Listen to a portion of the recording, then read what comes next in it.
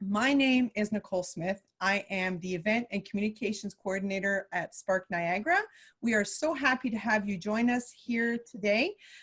These weekly webinars, we have them, as the word says, weekly, every week at 1 o'clock, and it's been a variety of different topics, and they've all been really great. They are on our YouTube channel if you want to check that out. If you've missed any, check it out. I'm sure you'll find something that will interest you absolutely for sure. So today I am so happy to have with us Nathan Beckord. He is CEO and of Foundersuite and Virtue Archetype. So he is going to be doing a fantastic presentation on gaining capital and whatnot. Before he gets started though, I want to let you know everybody is on mute, and we do this on purpose so that there's no ambient noise while Nathan is doing his presentation. You will have the opportunity to provide questions or to ask questions, but I would ask that you put that in the chat, and I'll ask them at the end of the presentation. If you have a question that's burning partway through, write it in, let me know it's a now question, and I will ask it during Nathan's presentation. I have his permission to interrupt if I need to. So without further ado, Nathan, the floor is completely yours. All right. Thanks so much for having me. This is fun. I really enjoy giving this talk. I already got the intro, but just very briefly, as Nicole mentioned, I run a startup called Foundersuite. We make software for raising capital, managing investor relations. Before that, I spent about a dozen years at a consulting business called Venture Archetypes, helping companies raise capital. And before that, I was working in investment banking, helping companies raise capital. So I've really done nothing in my career other than help companies raise capital. And I love it. It's fun. This talk is basically everything I've learned from 2 decades of raising capital. So let's start off with how not to do it.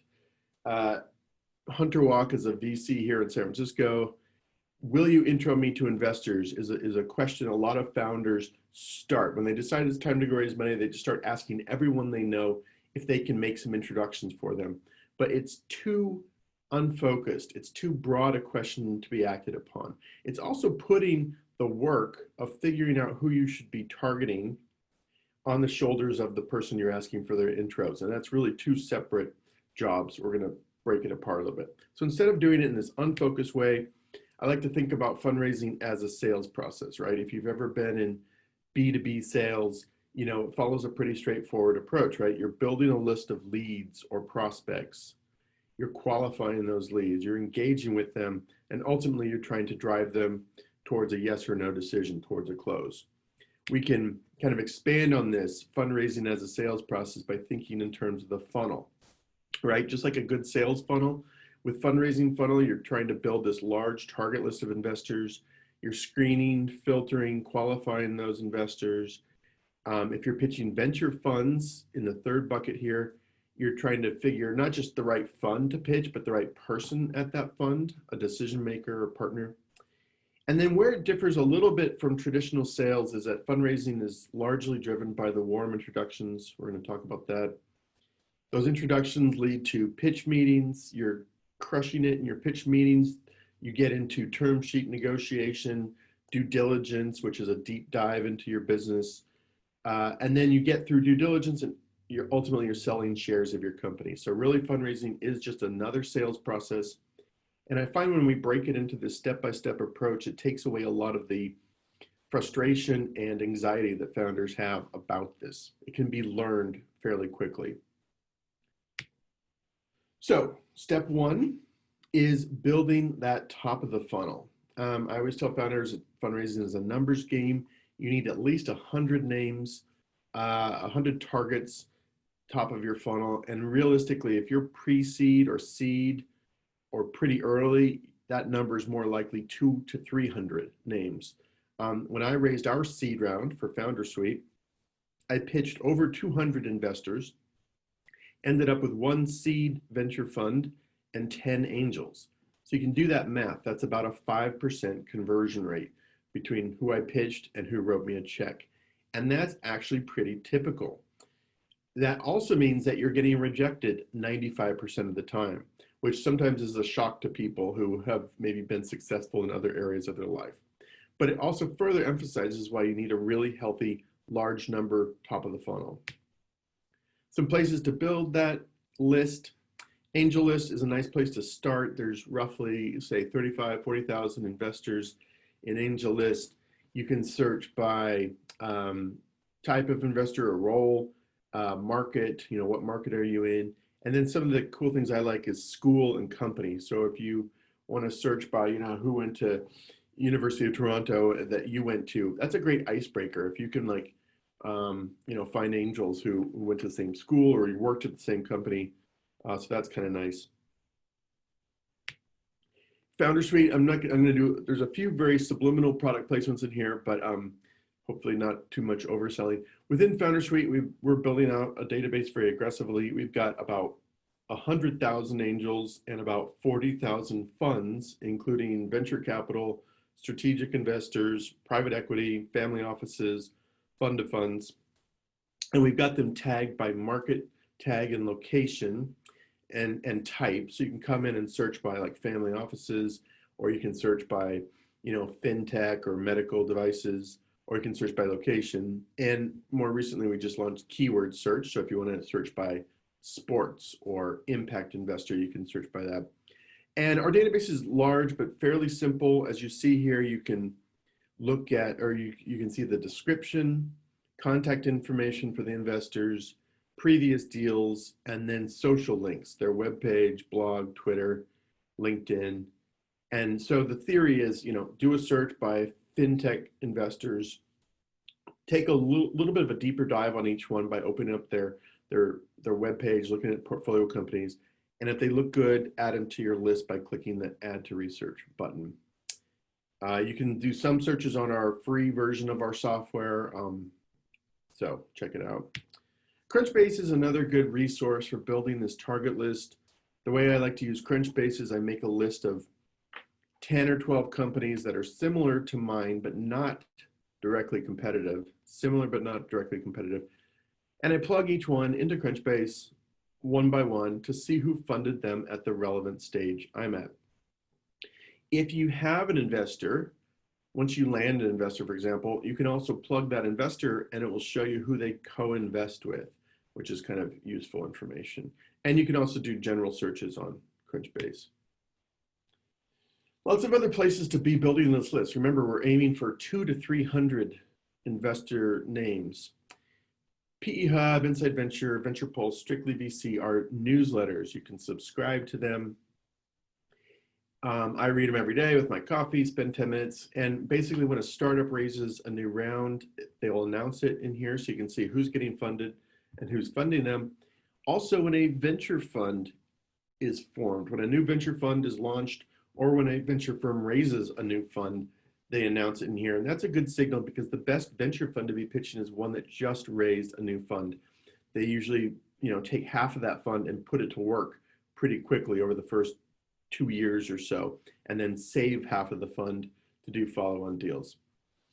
Conferences, so obviously there aren't really any conferences happening right now, but if you go back and look at conferences in your space, if you're in blockchain or cannabis or whatever, go look at all the conferences for the past couple years.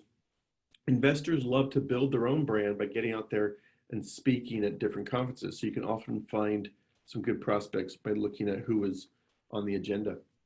Quora, TechCrunch, Medium, I'm sure you're all familiar with these things. Quora is kind of interesting to look around on. People have put together lists of, who are the top 10 e-commerce investors and stuff like that. PitchBook, CB Insights are paid databases.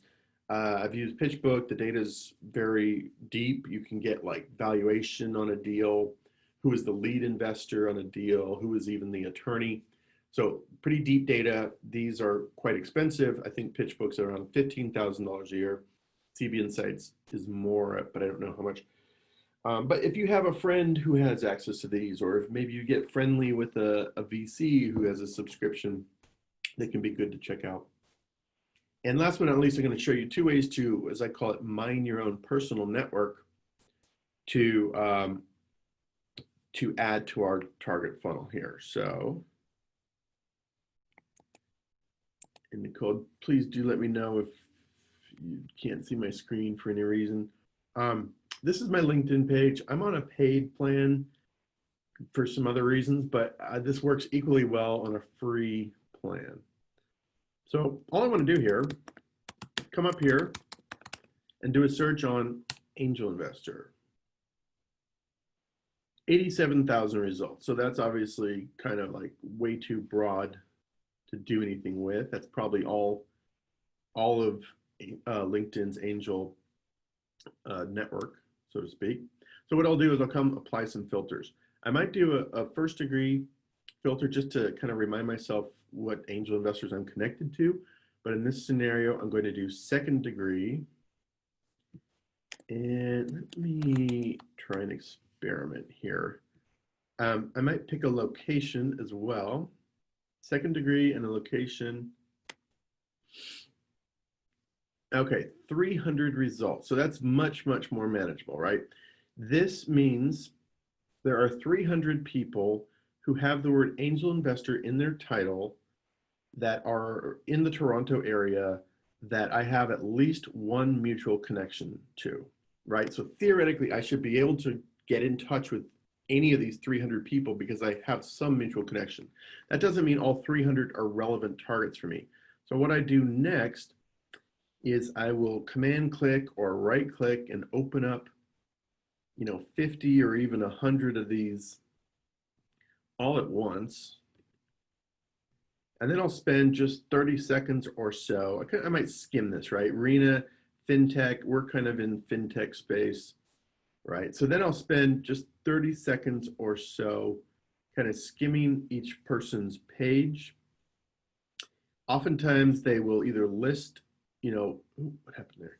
They will list what they've invested in the past, or they will have some information about what they invest in. Rena doesn't have too much information here, so I don't know if I would add her to my list. So Command W will close that out. Now I'm on to Reza Ruhi. And why does it keep doing that? Anyway, again, not that much information from Reza. A lot of times we'll find a little bit more information. What you're looking for are cues or clues that Reza might invest in my type of deal. And let's go on to the next person, Jennifer. Hopefully we'll, obviously I didn't practice this beforehand. So let's see, New York angel investors, again, doesn't list them out, but let's pretend I saw some signal on here that she might do my type of deal. My next step would be to click this mutual connections button and see who I have, who I would be asking for the intro. And then back on my CRM or back on, whatever I'm using to keep track of all these investors, I would make a note that Anastasia is who I'm going to be asking for that intro, okay? So that's how to use LinkedIn. And this does take some time. Obviously, if I want to go through all 300 profiles, maybe I'll grab, 20 or 30 of them as relevant targets. But that's good. And it might take me, several hours, but it's a really effective way of building a funnel. The other way I'm going to show you a technique I used using my platform, but this applies, I think, even if you don't use Foundersuite, I think this method still applies. This is my admittedly kind of messy investor pipeline, right? And the hack here is this column. I don't know if you can read it, but it says Steve B leads. Steve B is a guy named Steve Bennett. He's a professor out here in Silicon Valley, and he knows lots and lots of people. So I came over here, I added a new column, called it Steve B leads. Then over in settings and team, I invited Steve in to be a member of my account. I said, hey, Steve, I'm building my investor pipeline, going to be raising money. I made you a column. Can you populate that column with people from your network that you'd be willing to introduce me to? And he added like 10 or 15 names to his column. And I repeated that same process with 5 or 6 other advisors and mentors of mine. And I generated like 50 or 60 good, solid investor leads by having a structured way of asking my mentors to open up their network. I could have just called Steve and said, hey, Steve, anyone I should talk to?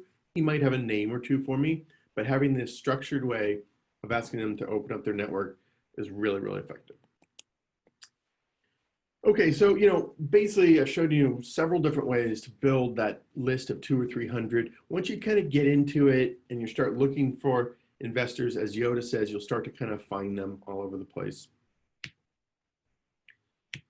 So now that we've built that list, we actually want to start removing people off this list. We want to end up with a really well-qualified list. Back to our sales metaphor, the best salespeople don't just chase every prospect that comes in the door. They qualify them, they prioritize them, they rank them so that they spend their time, pursuing the highest and most likely to close targets, right? We want to do that with fundraising too. Anyone who's invested in a competitor, just immediately cross them off your list. If they're ethical, they won't want to talk to you. If they're unethical, they'll send your pitch deck to your competitor. No dry powder. This goes back to what I said a few minutes ago. Venture funds that have not raised a new fund in the last 2 or 3 years are probably only doing follow-on deals to their existing portfolio companies. So it doesn't mean you should absolutely not talk to them, but it's easy to waste time, pitching and meeting with venture funds who maybe aren't actively doing new deals. Same with number 3 here, angel investors. If you look at someone's AngelList page and all their deals are from, 4 years ago, good chance they might be taking a break from doing investing. Again, it doesn't mean you should not talk to them. It could be a good pitch practice, especially if you're early in the process, but we want to be mindful of time and not wasting our time, right? Wrong sector, wrong stage, wrong geographic location. This should be pretty intuitive. If you're a medical device startup, you would not pitch fintech investors. Stage sometimes trips people up. If you're seed stage, you would not want to pitch growth capital. That means later stage. Geographic location. A lot of investors will specify on their either web page or their LinkedIn page if they have a geographic preference. Some venture funds, like we found a really good venture fund that sounded perfect on paper for us. I looked at their website and they say we invest in Pacific Northwest startups. That's their charter. So I didn't even bother, trying to get in touch with them. Bad reputation. This is, you're going to be spending the next 6 to 8 years of your life with these investors. So you want to be choosing carefully, right? A bad investor can make your life hell. I've seen founders get fired. I've seen board fights with investors. They have a duty to, return capital to their LPs in whatever way makes sense. Their investors are not really your friends, even though you can become friends with them. So, how do you figure that out? You go through resources like Spark Niagara and socialize, if you've down in due diligence with some investors, put it out to other startups in your network who might have talked to them. Reach out to portfolio company founders they've invested in the past. Don't just ask them for references, proactively reach out to founders they've invested in and really probe them and what it's like to work with that fund, so on and so forth. Okay, so we're really aiming to remove about 25 to 30% of that target list so that what we end up with is a really highly focused list. And this is actually going to make your fundraising go faster. The more time you spend researching and qualifying the list and ending up with a really highly focused targeted list, the more momentum you're going to get for your deal because everyone you're pitching are, high value prospects and likely to do your type of deal. So don't skip this step. With the remaining list, now we want to figure out how to reach every person on this list. This is largely a LinkedIn exercise. If you're using our product, we've ideally collected their LinkedIn icon and you can click that and open up their LinkedIn page. But, like I showed you, you're looking for that mutual connection path if you have any mutual connections to the investor. If you don't have any mutual connections, the hack here, let me take a drink. The hack here is to reach out to a couple portfolio company founders that Tim has invested in, ideally maybe recent investments, and you simply get a dialogue going like, hey, I see Tim put some money into your company. I'd love to hear What's he been like? What's it been like working with him? Is he active? Is he passive? Has it been, a good experience overall? Kind of do a little mini due diligence on it. And you get a dialogue going with the founders.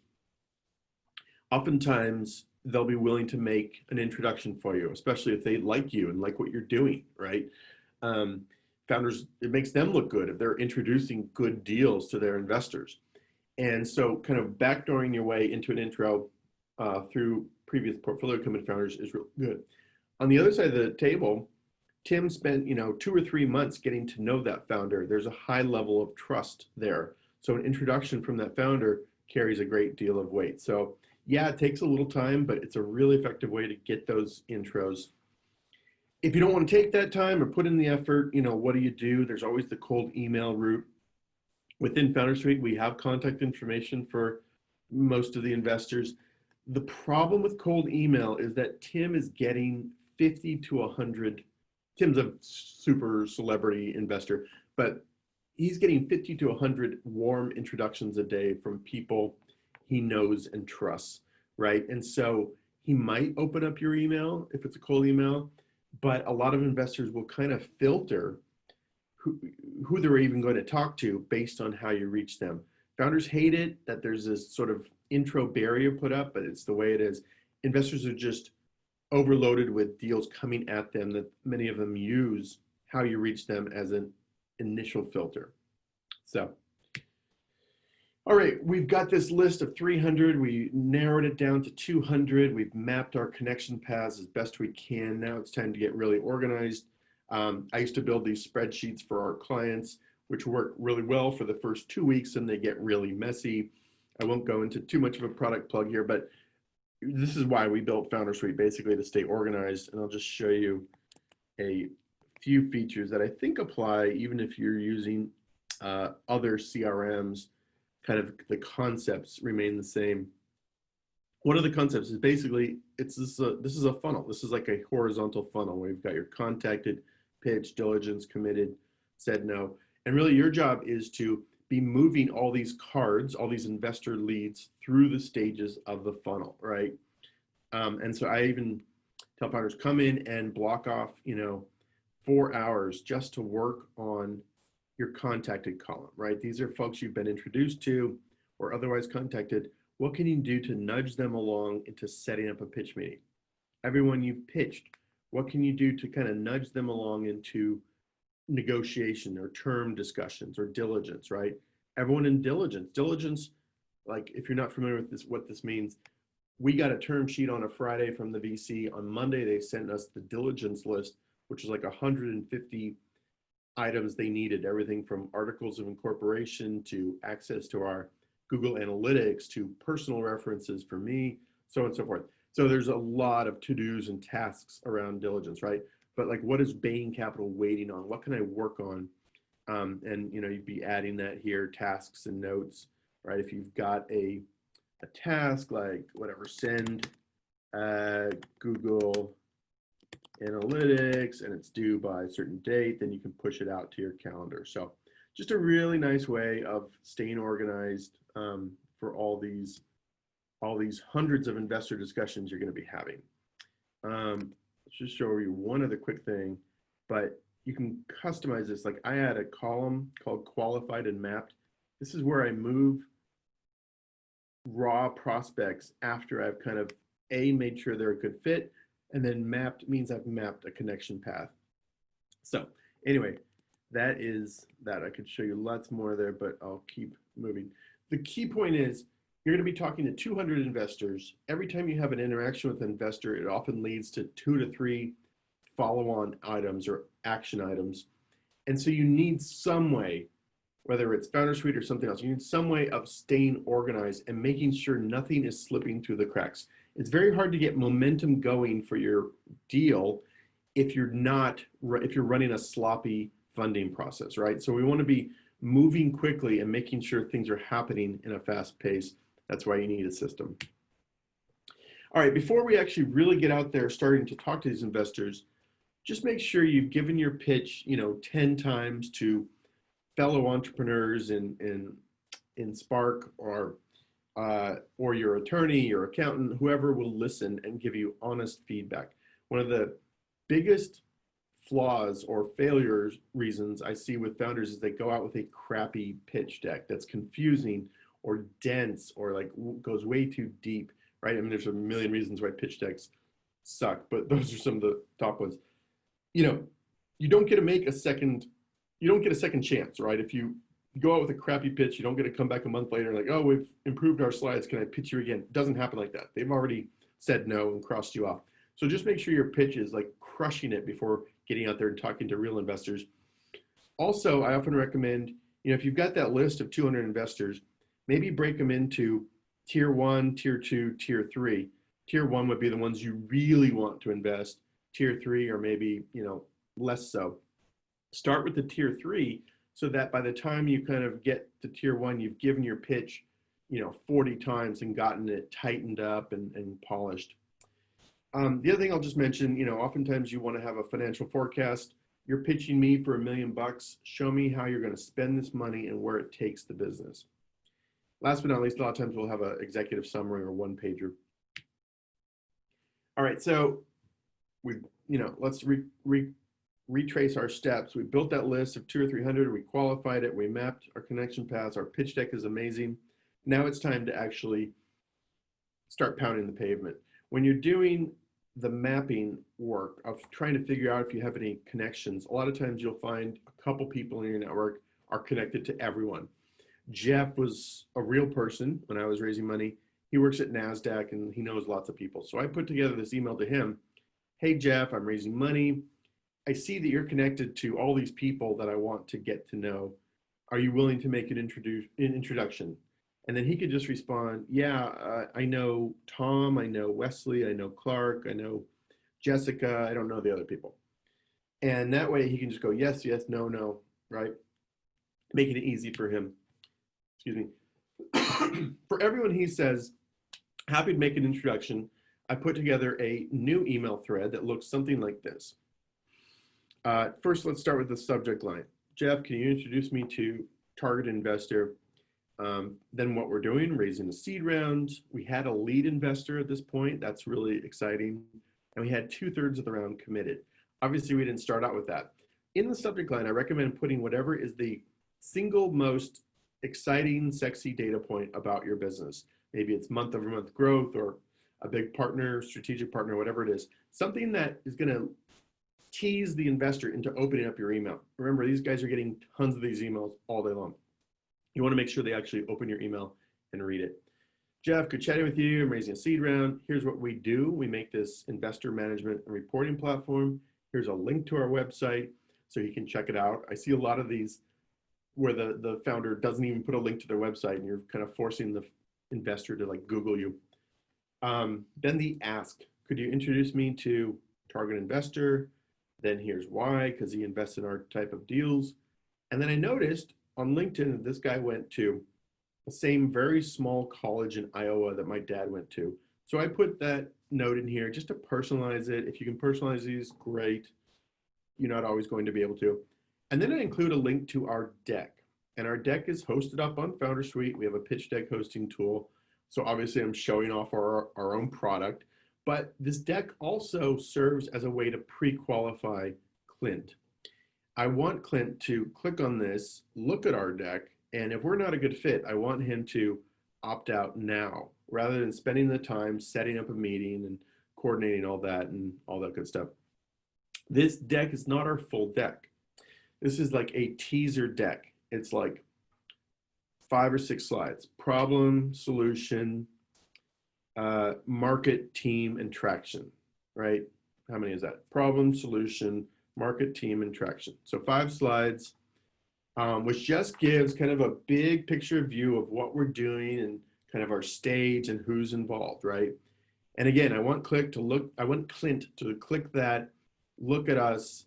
If we're not a good fit, I'd rather him say no thanks rather than wasting my time. Also, if he does say, yeah, sure, I'll take a meeting, then I can go in and see, did Clint actually look at my deck in advance? How much time did he spend looking at my deck? And I can kind of tailor the pitch I give him, knowing that he's looked at it or he's coming in cold. So now Jeff, my connector, all he has to do is click forward. Hey, Clint, Nate's a buddy. Do you want to take this intro? Hey, Jessica, I've known Nate for a few years. Do you want to take this intro?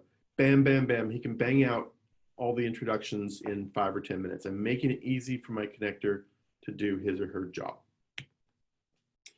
All right, we are, it's showtime, go time. All these introductions are starting to lead to pitch meetings. If you haven't watched HBO Silicon Valley, it doesn't matter if you don't live in Silicon Valley, watch it anyway, because it's so good. Season 1 is so funny, and it's so like real. It's dramatized and exaggerated, but it's so real. This guy is I'm forgetting his name. He's the CEO of Pied Piper, right? This fictional thing. He's an engineer. All he wants to be doing is write compression algorithms, but he's got to get out there and talk to all these investors. All these investors are really smart. There's something like 40% of all VCs went to either Stanford or Harvard. Many have huge egos, like the guy in the upper right. And investing is what they do every day, all day long. Whereas this is probably, if you're listening to this, me talk to you, probably your first time raising money. So there's an automatic imbalance. The way to overcome that is just to kind of treat it like a game and channel your inner hustler, as I like to say. Even if you're not a natural hustler, you've got to channel your inner hustler. Couple hustle tips. Asking your connectors for the intros all around the same time frame. We call this the blitzkrieg approach. What we're trying to do here is get momentum going for your deal. Every time you talk to an investor, they are trying to pick up a signal. Does this deal have momentum, or is it something I can just watch and wait? It's their natural inclination to watch and wait. So you've got to signal momentum. And how do you do that? It depends on where you're at in the fundraising, but almost every time you meet with an investor, they'll say, so how's the round coming together? You want to be signaling that there's interest in your deal. Never lying, never exaggerating. But for example, we just started fundraising. I've got 10 meetings this week. I've got 12 pitch meetings next week. We're running a pretty tight process here using Foundersuite, of course. And, we're aiming to close this out by the end of July. That is signaling that other people are interested in this deal, that you're treating this as a pretty professional fundraising approach. So if they're even partly interested, they probably should pay attention and kind of move at your pace. So, and I'm just going to drill this home one more time. Think of it like this. Your key job as a CEO is to get momentum going for your deal. Investors can smell momentum. They can also smell when a deal is getting stale. All right. On your pitch, you want to be constantly improving your pitch, basically. If you have a co-founder that's sitting in on the Zoom meeting with you, or if you do a face-to-face meeting, socially distanced, have him or her write down all the questions that the investor asks. Then go back and make some appendix slides to answer those questions, right? If a slide is like, you can tell the investor's kind of scratching her head, kind of confused, go back and work on that pitch deck. By the time we actually finished our round, I was on version number 42 of our pitch deck. And it was really good. It just got better and better throughout the fundraise. And hopefully, you're getting momentum going and your pitch is getting better and better. These two things kind of feed off each other. Process leveraging VCs off each other, basically signaling that others are interested. We kind of talked about that. Another hack, a beautiful hack that not many founders do, is to send a regular company update, both while you're fundraising and even in advance of your fundraising. I'm going to show you show versus tell because I think it's worth looking. But really the hack here, if in a perfect world, you start this 6 months before you're even going to fundraise. And what you do here is let me find an example. What you do here is you reach out to, you still build this target list of investors now, and then you reach out to each one by one saying, hey, we're not raising money right now. We're going to be raising money, Q4 this year. But I've identified you as a really good, fit for what we're doing. We do a monthly company update. May I have your permission to add you to our distribution list? right? It's one page. It takes you 2 minutes to read it. Can I have your permission to add? And you build this distribution list of 100 or 200 investors, and you start to send a company update a couple months in advance of fundraising. Now you're like building this line, you're building this track record, they're seeing your progress, you're building a relationship basically with these investors, so that when it actually comes time to fundraise, then you can say, hey, we're going to kick off our fundraise next month. If you'd like to take an initial meeting, we'd love to set one up. Basically, you're teasing that you're giving them like a early peek at your deal. And these updates don't have to take much time. A little summary of your business, key wins, progress. If you've got metrics, put them in so they can see your metrics are improving over time. And then, a team shot or two, just showing who you are, right? This is marketing 101. You're telling investors what you're going to be doing. And then in the next month's update, you're reporting back the successes and wins that you had. And that's really powerful because they start to get to see you, they build this relationship and understand what you're all about. Even if you haven't started this 6 months in advance, sending a monthly update to everyone you've been talking to, all the people in your funnel, really powerful. So they can stay, so your deal stays top of mind. Be prepared for full-time commitment. The more you can treat it like a full-time job, the better. And just know it's very, very stressful. I thought I was getting an ulcer like halfway through it. And I had been fundraising for 12 years. A couple more funding hacks. We did some Facebook retargeting ads. One of my angel investors who wrote me a $70,000 check said that every time he logged into Facebook, he saw Foundersuite. So maybe it subliminally influenced him. But also, if you can get any press or PR during your fundraise, that's really powerful. The reason we do this, the reason we do Facebook retargeting ads, a monthly company update, and any press is because these investors, again, are getting 50 deals thrown at them a day. They're meeting with 30 companies a week. So you're trying to rise above the noise and stay top of mind, right? Use Foundersuite or Docsend to see who's looking at your deck.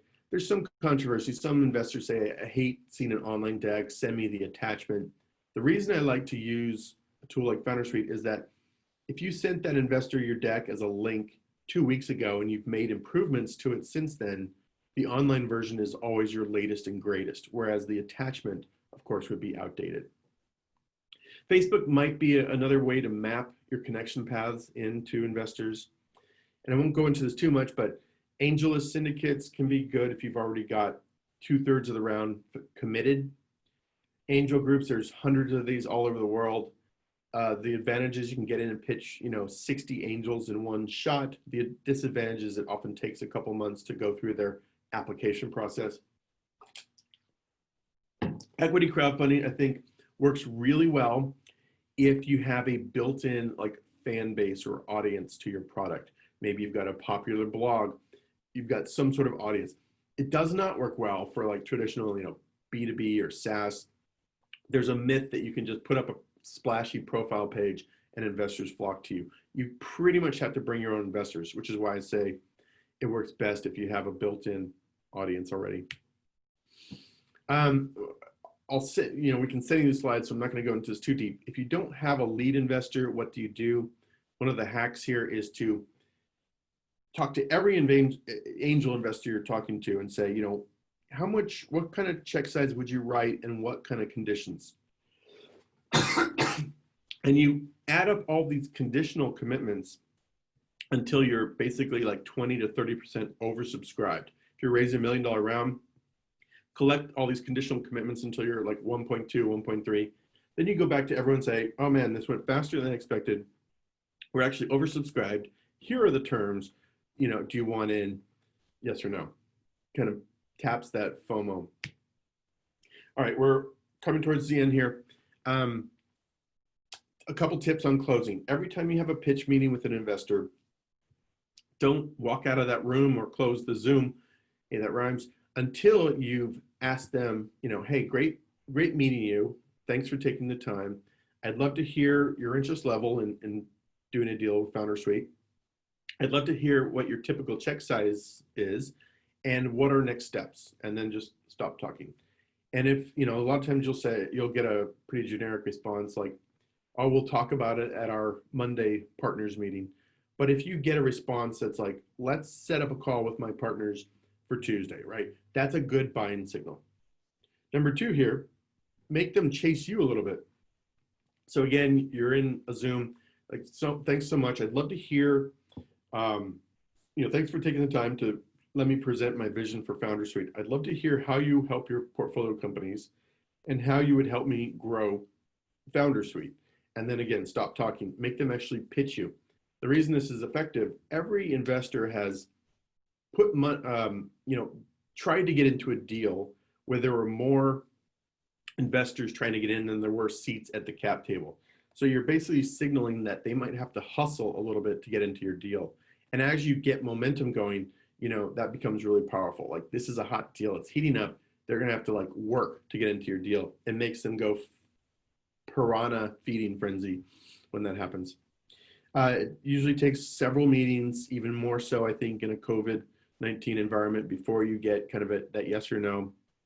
And of course, once you get that first term sheet, you can use that as leverage to get other people to kind of, get off the fence, commit, or move on. It can actually be hard to get a no. You get a lot of what I call VC ghosting. I'm going to show you something that I think is kind of funny. I made a column in my CRM. I made two different columns that are not default columns. One is, I've got my hard no, my said no, and then I've got a no response. This is where I move the people who ghost me, right? Pretty common. And then I've got another one called revisit for Series A. These are people that say, I like you, but you're too early. Let's keep in touch. You get a lot of those. And so I move people from that say that into that column. And I might continue to send them my update because they didn't really say no, they just said not right now. But really your goal really is to get every prospect to either say yes or no, ultimately. When someone does say yes, we do this Paul Graham handshake deal protocol. That basically means, you just finished a Zoom meeting and they said, I like it, mark me down for 50K. You go back after the meeting, just write an email. Thanks so much for taking time. Just to confirm you're in for 50K, can you please write back confirming that? And if they do say, yep, I'm in, you move them into the committed column. If they don't, they're still just kind of a prospect. Last but not least, if you're gonna raise money, don't let up until those wires actually cross. The joke I like to make, how do you know when an investor says yes? When their check clears, because you even get other flavors of yes. The only way you really know an investor is in is when that check clears or the wire crosses your bank. I've seen startups get out there fundraising, they've got some momentum going, then they get distracted by the business or whatever, kind of take their foot off the gas pedal, and the thing slows down, and then one investor backs out, another backs out, and the whole thing collapses. So if you're gonna do this, drive it over the finish line, get those wires in, and then, last but not least, this is just the start of a long journey, right? You've raised $1 million. Congratulations. I'd love to hear about it, especially if you used our platform. That buys you, 12 months of runway or 18 months of runway. That really means you need to start building your target list of investors 6 months from now. You need to start sending that investor update to your next set of potential investors, 6 months from now. So you kind of, there's maybe a little rest after the deal, but then you've got to get ready to kind of raise your next round and prepare for that. Couple things and then let's do questions. I'll point out real quick. We've got some discounts, Spark Monthly or Spark Annual. We have this blog that has a lot of funding content if you want to kind of read up on some tactics I've talked about here. Also, we have a Facebook group, not super active, one or two posts a week. This last one I want to kind of plug, though, is our podcast called How I Raised It. I've interviewed 150 founders from all over the country and all over the world. Lots of nice, good Canadians on there. and really we get into how they raise their rounds, and it's really tactical. So, I think it's both kind of inspiring and tactical, hearing how different people raised rounds for different type of deals. So check that out. We can send these out if you want to look at some, good templates for those investor updates. And that is it. So I know this was kind of a long talk. What questions do we have? Well, first I want to say thank you, Nathan, for all the information. And I want to make a very quick confession because I put in all those links and I was like trying to fix them. I usually have somebody else doing that for me. And hit send and poof. So they've been up for a little while. So everybody has had those links. So please go ahead and take them for yourselves. But no, this has been really fantastic for me.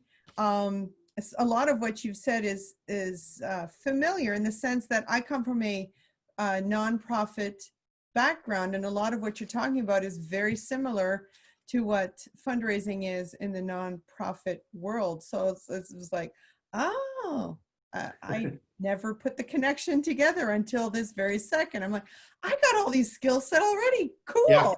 Yeah, totally. Great. Good. So, ladies and gentlemen, if anybody has any questions, now would be the time to ask them. Please mark them in the chat box. I'll be happy to ask that on your behalf, and I'm sure Nathan will be happy to answer those questions. We do have one person who asked if it would be possible to have the deck that you were just going through. Could I send that to everybody, or is that? Yeah. Mm-hmm. Yeah. Totally. Oh, perfect. So that answers the first question. Let's see. No, we've got a compliment for you. That it was an awesome presentation, broke it down very well. Great. Thanks, Yeah. Waleed. Yes, from Waleed. Good. Exactly. Okay. So does anybody have any questions with regards to this presentation? Anything or anything about fundraising for your business at all? Here we go. We have a question from Patrick. Do you have any suggestions for development-heavy companies such as social media? The platform needs to be built to get users, and you need users to start getting revenue. At that point, the platform is built and does not need as much funds. Mm-hmm.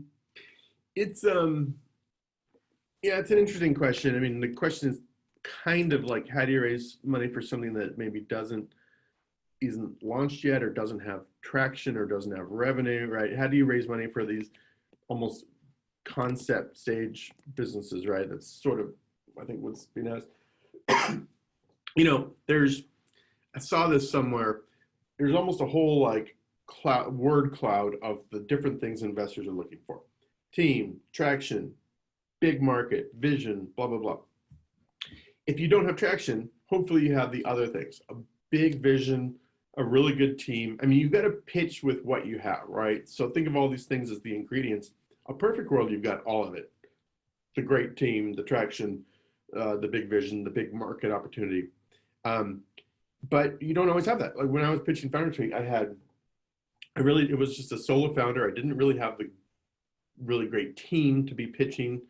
The market opportunity, a lot of people got pushed back on, but had some traction, which I could hold out, right? So if you think about all the stuff that is in your favor, that's what you want to be emphasizing and pitching. And it's not going to be for everyone. You're going to get people saying, it's sort of interesting, but come back when you've got traction. Well, you move on from that person and you find investors who are really looking at big vision and team, which sounds like maybe you have, right? Okay, perfect. So we have a question from David D'Angelo. Any experience or differences you have noticed seen raising funds in different locations? Example, US compared to Canada, Europe, or LATAM? There are, so like 99.9% of everything I just talked about applies all over the world. There are some little differences, almost nuances in local markets. Like, there's kind of a tendency in like New York market to be more finance driven. They want to see your financial metrics and forecasts and things like that. Silicon Valley, I think, maybe is a little bit more vision driven, right? They're looking for sort of this huge thing that could be the next Uber or Airbnb or whatever it may be. you know, so there are some like little nuances like that, but in Latin America, I know at least from some Latin American companies, a lot of it's like family office money, and sometimes that means it might be a wealthy family, like in Mexico City, for example, that made their money in telecom or oil and gas, and now they're doing some startup investing. Sometimes those guys are more risk averse. They want to see like a more established business. So there are differences, yes, but like I think almost all this applies pretty universally. Okay, thank you. We do have another question. With regards to Foundersuite, the question is there any way to sync emails within Foundersuite? Yeah, I didn't show that, but that's actually a super cool and powerful thing. You can connect your email, and then all the email conversations you have with investors get logged on each investor card. And if you're doing a fundraise with your co-founder or maybe advisors or mentors, each of you can integrate your email. And if you choose to, you can see each other email threads. So that's kind of powerful. If you want to see what your advisor is emailing back and forth with an investor prospect, you can see that. We call that high visibility fundraising. And it's kind of a little scary sometimes because you might see those raw, unvarnished comments about you, you know, but hey, just take it all as feedback, right? Learning. So, yeah. Exactly.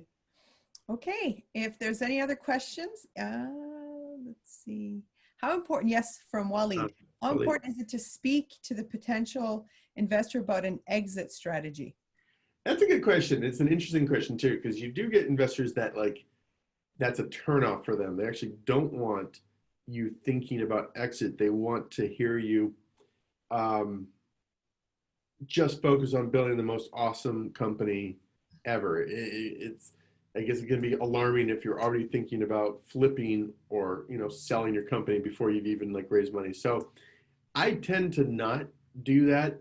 You know, maybe you could have a hidden slide or a backup slide way back in the back of your deck that if they ask like, you know, how does this achieve an exit, you can flip to that and kind of show, here's the landscape, here are potential acquirers. Like I know for Foundersuite, there are probably 4 or 5 companies that are the most likely acquirers of us.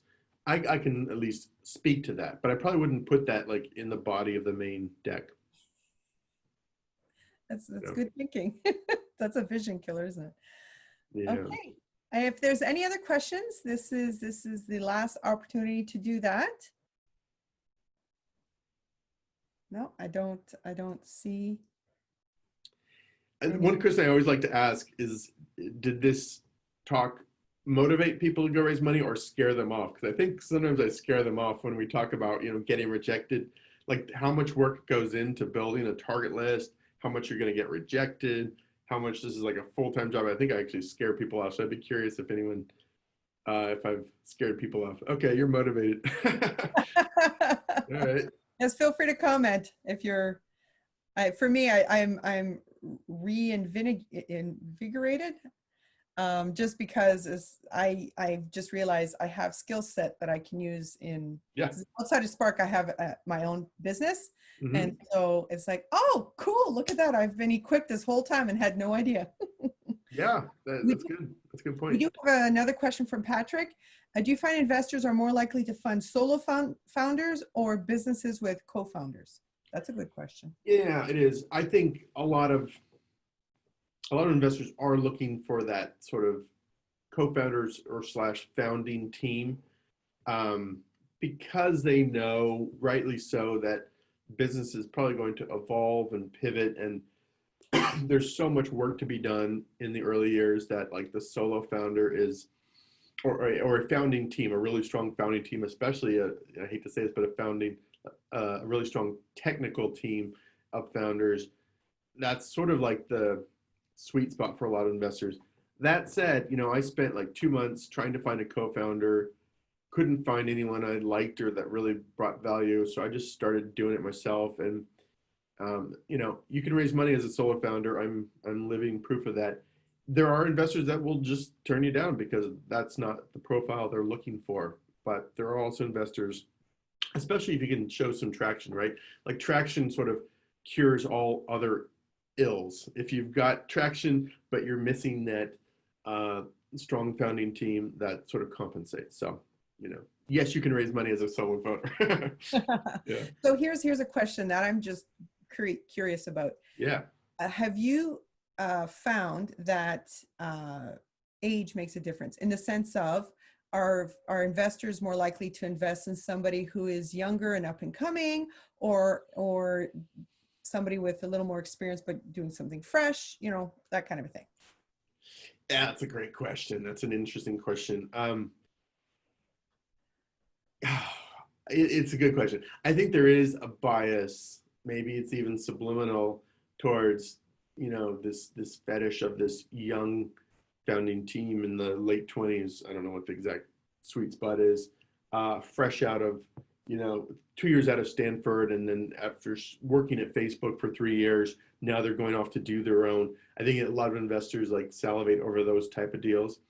But I've also read stuff that like the average age of successful startups, like the founders are like in their mid 40s, something like that, like the average, right, of successful startups were much older than sort of this common perception of, so I think that's sort of an advantage.